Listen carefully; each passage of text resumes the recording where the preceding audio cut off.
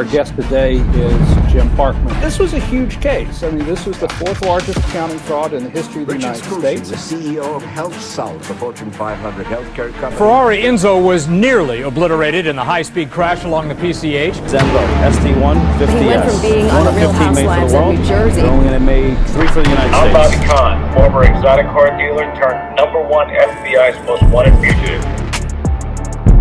Generally, when you look at the law, 90% of the time it's against you. The FBI put a $20,000 reward for information into his arrest. Parkman Khan scammed super rich customers at a New Jersey car dealership. Join myself and James Parkman, my attorney and best friend, as we have cars, courts, and conversations.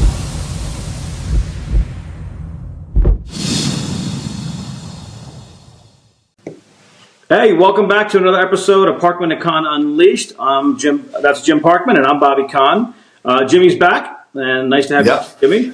Good to be back. Before I go further, guys, if you haven't watched, we just dropped a bunch of episodes. I know a lot of you guys have been interacting with a couple episodes we recently dropped. So if you haven't watched them, go watch them and join the conversation because there's a ton of comments in there. You know, whatever, have fun. All right, so Jimmy, we have something just popped up, and we were supposed to talk about something else, but something just popped up, so let's just talk about it. Well, unfortunately, you know, it's a sad day, a sad day today just popped for a up. lot of people, and it just stunned me in several different ways. Right here at Christmas time, you know, Madison, Wisconsin, and it stunned me. I tell you, maybe I'm being a little chauvinistic here, but it turned out that they're saying that the shooter is a young girl. And young girl. Hold on. I'm just trying to read the article as it's happened. So okay. It's a young girl. The suspect is supposedly a young girl, which has never happened that I'm aware of. And let me say this.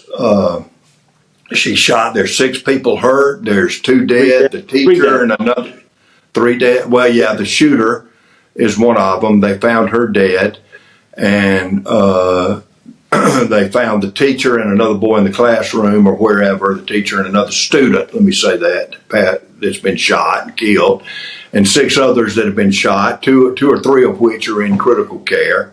Yeah. So this is at a small Christian school in Wisconsin. That's right. That's another shocking event, a private school.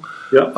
Besides the possibility that the suspect could have been a female, and it's close to home. Oh, it's real. You know, and I don't know if people realize this, but this is probably there's been 112 other school shootings this year. 112. Well, and we only hear about certain of them. We don't hear about all. You know. Well, yeah, but I'm saying so far this year, 112. This will be 113, I think. But here, right at Christmas time, and that's the worst. And that's the worst for these families. I cannot imagine losing a child, no matter when it is the worst, right? Losing a child or anybody during the holidays, that changes you forever. Absolutely. My heart goes out for those parents that, sitting there waiting for their kids to come home from school, because I'm a parent and I have kids in school. You know, your kids are grown. Yeah. But, you know, my kids in high school and middle school. And I don't know how I would ever deal with a knock on wood, and, thank God they're safe, and you pray for their safety all the time. But there's a problem in this country, and it's not what most people would end up saying. I see it as a different problem, and that needs to be addressed. And I think that we are the culprits for what's happening in this world right now when it comes to school shootings. You and I grew up differently. This is growing up differently. Before I move forward, and I don't want to take away from families and everybody that's going through the pain, but it's bad that this keeps happening, okay? This should not be happening. And, the world is always looking for a fix, and how do we fix this? I have a few ideas, and I'd like to share them if you're okay with that. Yeah, and before you get into that, let me add to this, too. This even more probably shocking, okay? First of all, and I'm not trying to downplay anything or anything like that, and I may be wrong. I don't think I am, but this is a private Christian school, 400 students. Small school. I'm sure the parents sent their kids there for the purpose of a smaller school, Keep them away from the riffraff. maybe, or maybe even to the point of I feel safer than being there. Yep. And it's a Christian school dealing with Christian principles. Okay. Yep. And then this happens, and so what this tells me is it doesn't matter what school a child is in. It doesn't matter what you may believe. That's right. It doesn't matter, because now, and it doesn't matter about whether a child could be a girl or a boy. It doesn't matter about a suspect. So this has now set a stage that is far reaching than just, oh, this happened in a public school and, that kind of thing. Well, but these shootings are just getting escalated. Like, for example, I remember a couple months ago, right down the street, you know where I live, right? And you know where Red Rock Casino is. Red Rock Casino is like literally a mile down the road from me. And next to it is this big office building. And we were pulling out of the Red Rock Casino, and there's police that shut down the entire highway, right? Mm-hmm. Somebody walked into a lawyer's office and shot and killed the lawyer and 2 other people in the office. Yeah. Appreciate you bringing that up today. Yep. Thank you. Sorry. No, but I'm just saying. Awesome. Yeah. No, but it's like, it's close to home. Well, look, we've got a CEO. 2 weeks ago. Of a major health insurance company this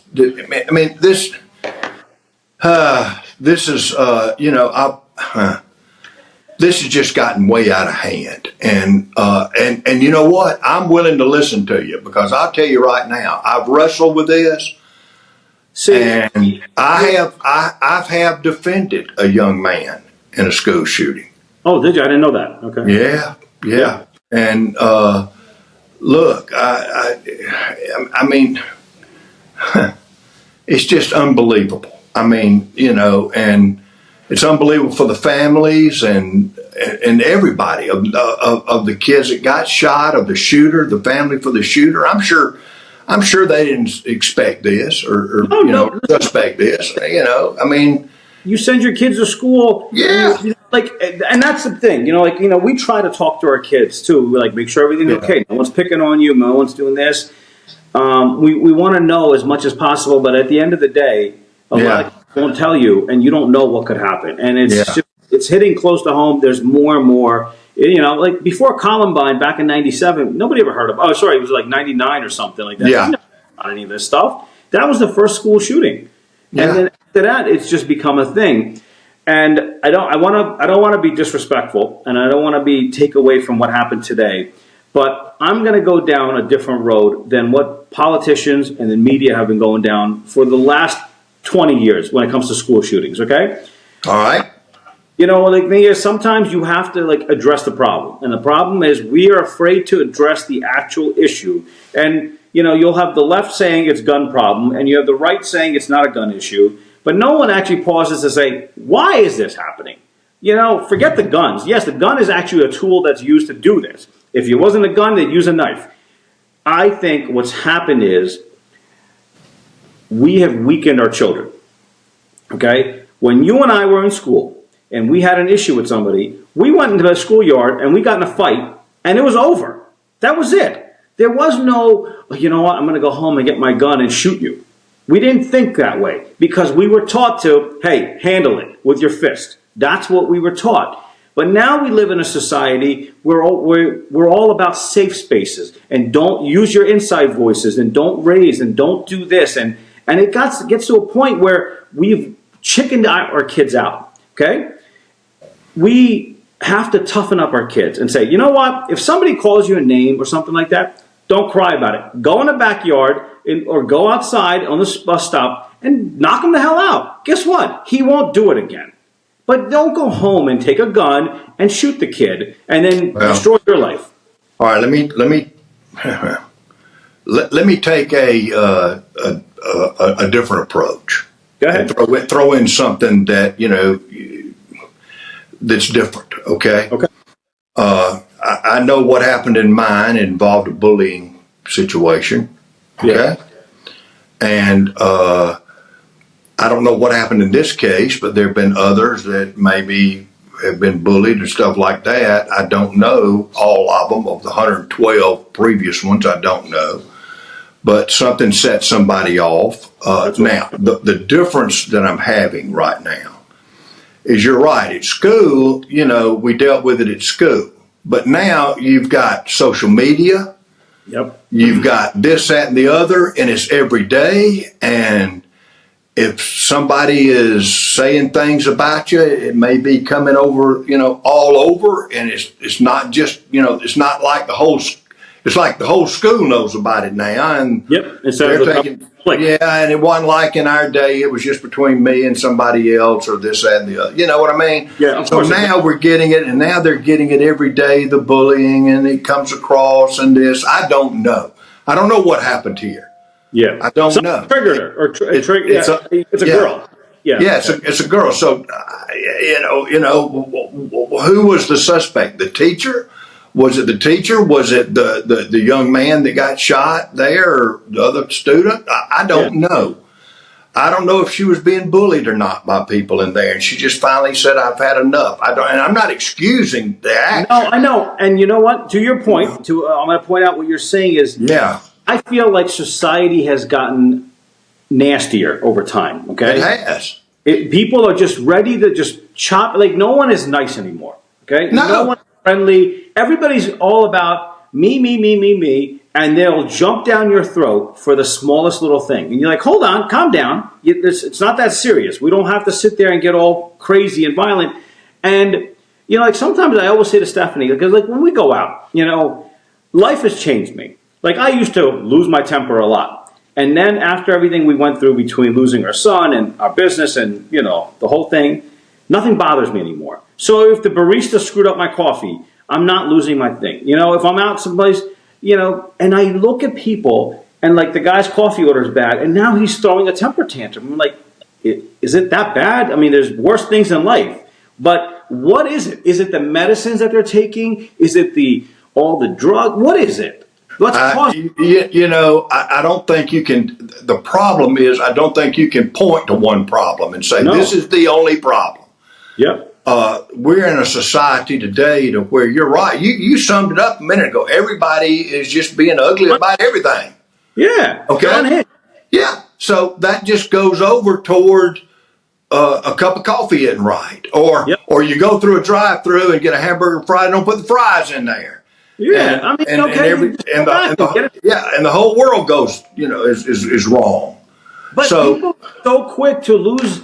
Like, they're willing to lose their freedom over, like, 2 weeks ago. They're not willing to lose their freedom. See, there's the problem. People think it's them. It's their fault. Yeah. Not mine. 2 weeks ago at Formula One, right before Formula One started, there's an Uber driver right in front of the Wynn Casino on Vegas Boulevard. And he honked at somebody.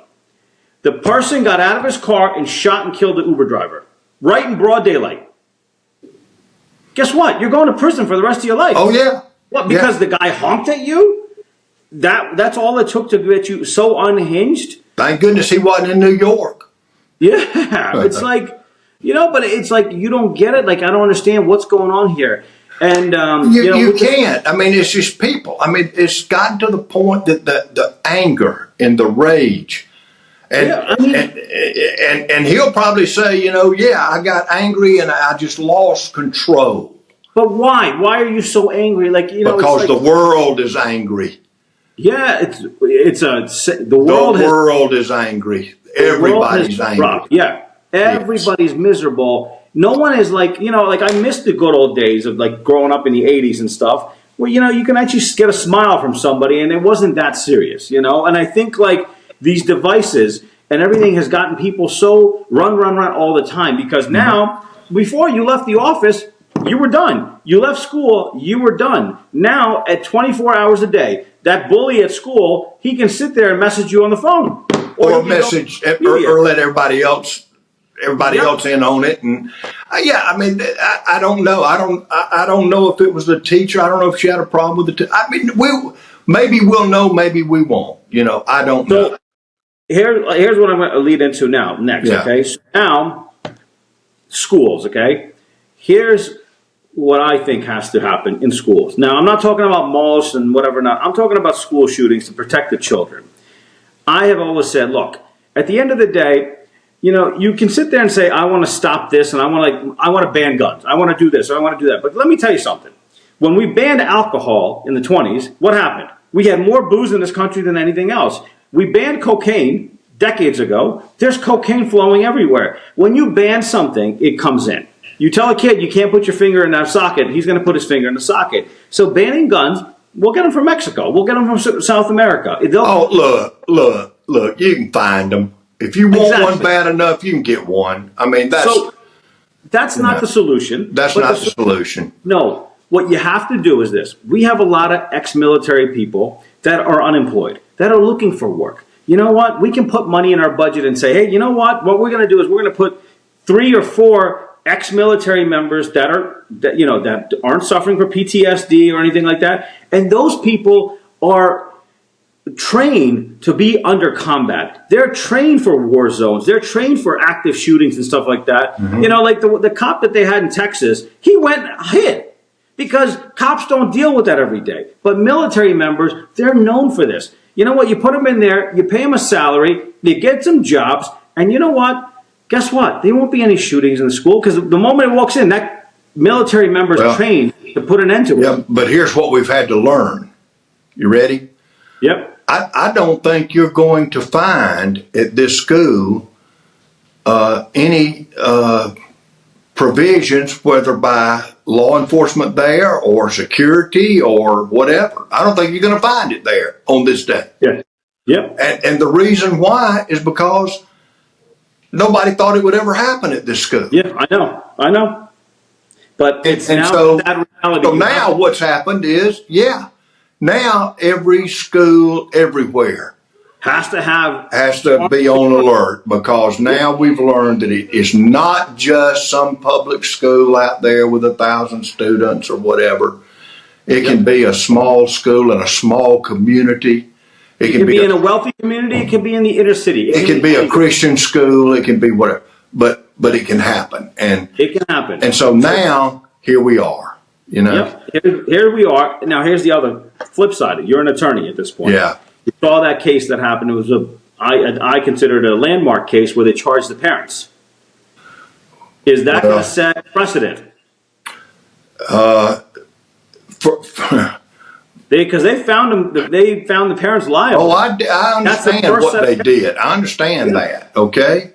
I understand, but you just can't wholeheartedly come out and say, if there's a school shooting, then the parents are responsible. Exactly. That's what I'm saying. You can't do that.